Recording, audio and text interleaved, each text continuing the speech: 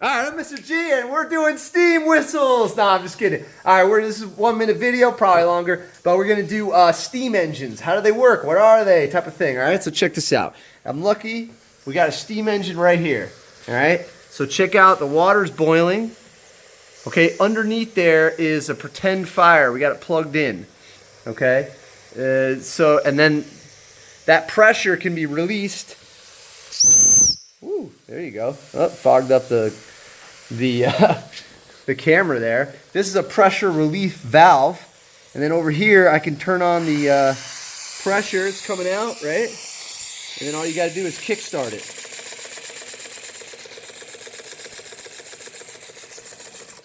But who cares? Let's figure out how it works. All right, so check this out. Basically, you got a steam engine, right? Here's a train. Think about the train, right?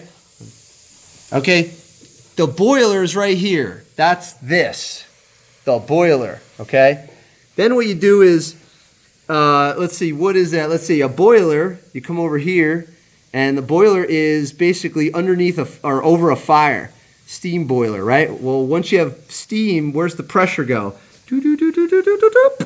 Okay, steam goes into a piston area, kind of like a syringe. If you were to pull an old school syringe, it puts pressure and pushes the liquid out. Well, in this case, you put the steam in here and it pushes. Then what happens is this goes like this, around and around like that, just like it does here. So this is going like this. Here's your piston right here, and then this is going roundy, roundy, roundy, okay? Now, once that happens, let's see, once this goes this way, how does it go back? So I asked one of my students that, and they came up with this drawing. This was a guess. They said, does it escape once it hits the bottom? And actually, in this case, I don't know about all steam engines, in this particular case, if you notice, there's a shaft that goes here that pulls a pin. Okay, not this one, but this one. And what that does is it moves a valve back and forth very slightly. And that's exactly what's happening. When it gets to the bottom, there's a pin that moves that allows it to escape. So what we did, we actually got lucky. We got so lucky because we have two machines, right? Well, the reason I have two machines is because one's that you put an actual fire under here, but I cracked the glass so it doesn't hold pressure anymore. So we took it apart. So this piece goes here, right? We took it apart, and I can actually prove how this works. There's a pin, and one of my students is going to help me right now. You want to hold this? Yeah. Perfect. Okay. So this goes here, and this pin goes here, right? And when this moves back and forth, it just opens and closes these two little valves. There's just holes, just two little holes in there. And if you notice, they clogged up the holes here, the pins, but they're inside of there, and I can prove how that works using air pressure. Okay? So what I'll do is I'll put the air pressure where the pressure would have came down here, right? And I'll put the pressure in, okay? And if I put the pressure in like this, when there's no valve, when the valve is open, it pulls that in. When I close it, it pushes it out. When I open it, it pulls it in. Now, does that happen on the steam engine? Maybe a little bit, but actually what happens is the inertia from the flywheel. So here you have it, the piston pushed it, then the flywheel pushes it back, then it pushes it out and pushes it back, like that. So whenever you hear the steam engine coming down, it goes thump, thump, thump, thump, thump, thump, thump, thump, thump, thump. That's the release, okay? So let's go back to here.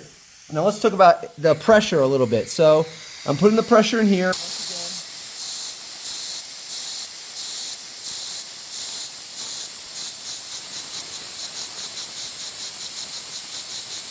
Okay, so let's see that demonstrated right here. Let's plug this in again, and let's run it, okay? And there should be some pressure in it still. That's okay. Let it build up just a sec. Okay, here we go. And there it is right there. Oh, let that build up just a second. Okay, while that's building up, let's just talk about this pressure right here. Now, why is it that this is able to pull it back in? And that's because anything surrounding high pressure coming out is going to have a vacuum. Let me show you how it works right here with this cup of water that's in the coffee cup. This is a straw, right? Now, if I press this across here, do you think that the pressure is going to go down and make it bubble? Or do you think that it'll come back up because of the velocity on the top and actually pull and spray it? So you take your guess in your mind and I'll go ahead and do it. You ready? See what's happening? I'm just blowing across there, and that is actually pulling across. I can also demonstrate it with my hair. So check this out. So when I do it like, like what do you do in the morning? You set up your hair. When I do my hair, every morning I do this. It's gonna follow the velocity.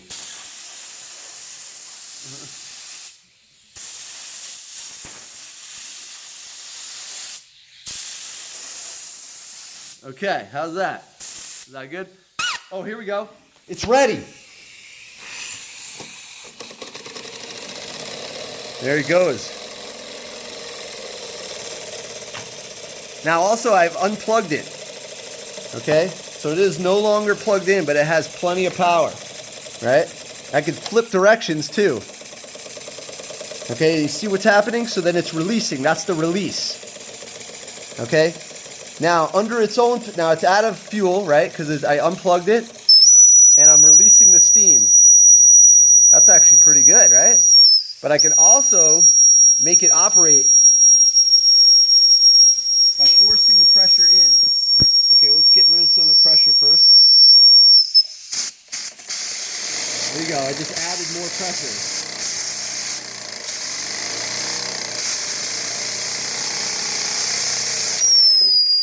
Pretty cool, right? Okay, so did I cover everything? I think so. All right, I'm Mr. G. That was your longer than a 1 minute video all about steam engines. And the funny thing is we're doing STEAM, science, technology, engineering, art, and math, but we're talking about steam pressure. All right, I'm Mr. G. Check out like and subscribe. That's what other people say, right? I never do that, but hey, hit that button, all right? Hit the bell if you want to. I don't care. All right. Hope you enjoyed it. Leave some comments below. See you later. Mr. G, out.